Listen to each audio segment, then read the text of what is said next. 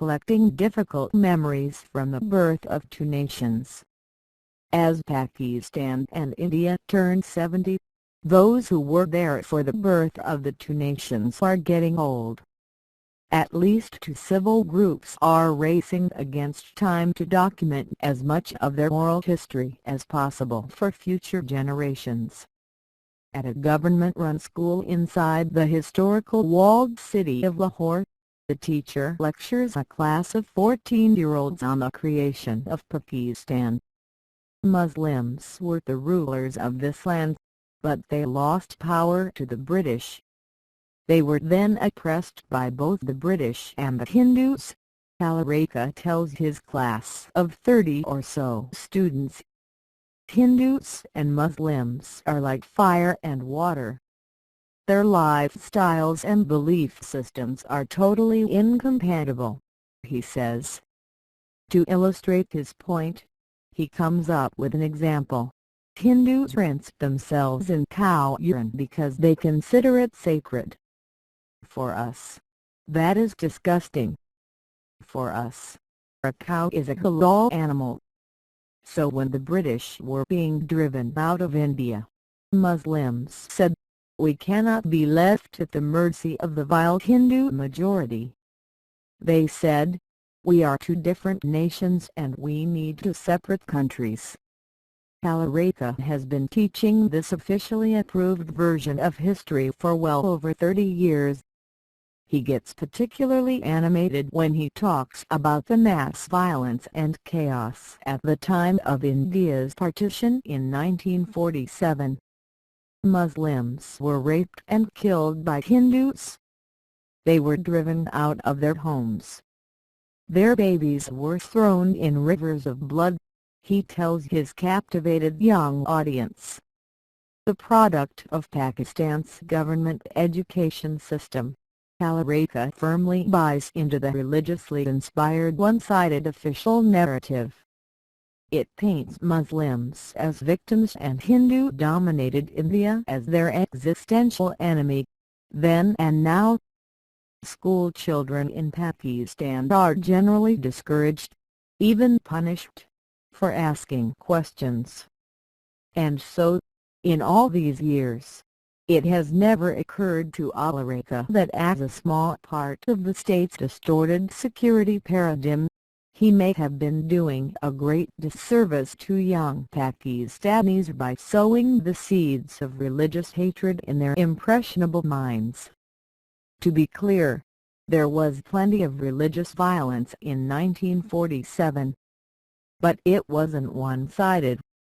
Muslims were victims, but they were also perpetrators of killings and lootings of Sikhs and Hindus.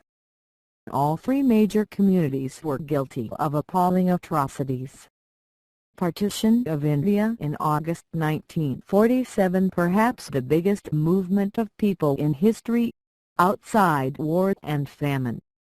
Two newly independent states were created, India and Pakistan. About 12 million people became refugees. Between 500,000 and 1 million people were killed in religious violence. Tens of thousands of women were abducted. This article is part of a BBC series looking at partition 70 years on. Syed Afzal Haider, the retired judge, was 16 at the time. He recalls the scene outside the Lahore railway station. Nobody was on the road except for the army and the police officers.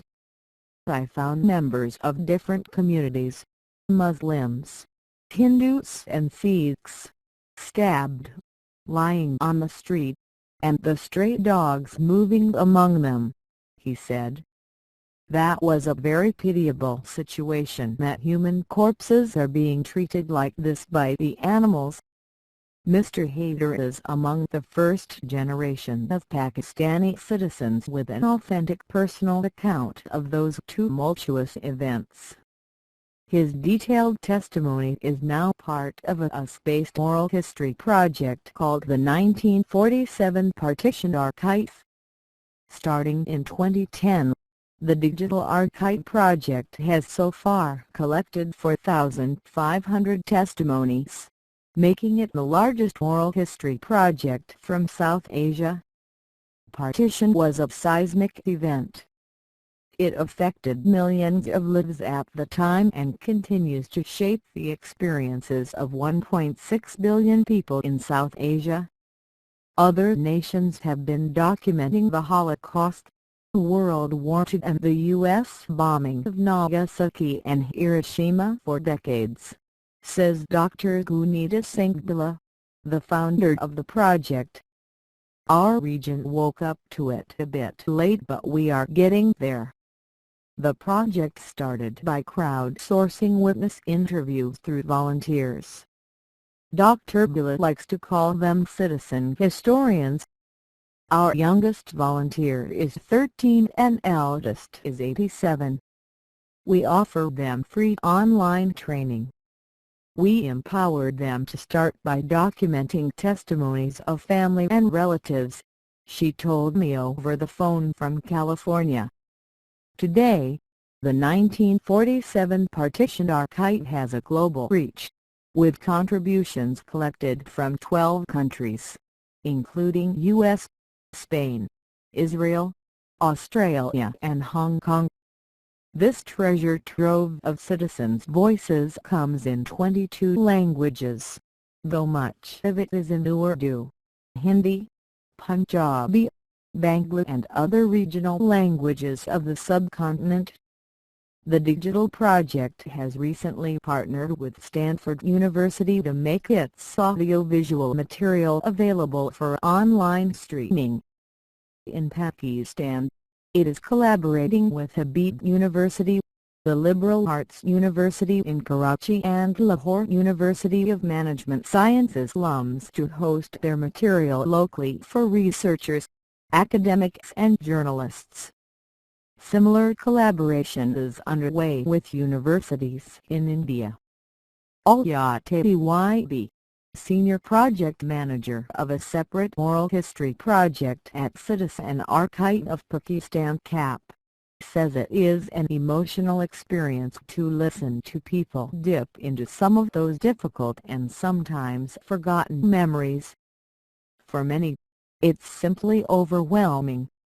Some invariably broke down, she says. Set up in 2007 by Pakistan's Oscar-winning documentary filmmaker, Sharmeen Abaid Chinoy, CAP has collected more than 2,000 testimonies of people who endured the upheaval of 1947. When you listen to people who experienced partition firsthand, a different kind of narrative emerges, says Al-Yatabi. It's much more personal and often vastly different from the officially approved established narrative allowed in our history books. But that doesn't mean it is always accurate. Researchers rarely come across those who perpetrated violence. When I talk to people about violence or riots, it's interesting that nobody ever talks about their involvement or their role in it, she says. Nobody ever says, yes, I went out and I killed people or I burned down houses or I was responsible for pushing my neighbors out because of their religion. But it's not all grim, she says. Partition certainly brought out the worst in some people, but it also brought out the best among those who had together lived in peace as neighbors. We do get some amazing stories of solidarity, where people stick up for their terrified neighbors and provide them shelter, where they went out of their way to welcome refugees. It's true that in South Asia, governments have been ambivalent about coming to terms with their violent past and preserving their shared heritage. But as she points out, it's too important a task to be left to the governments.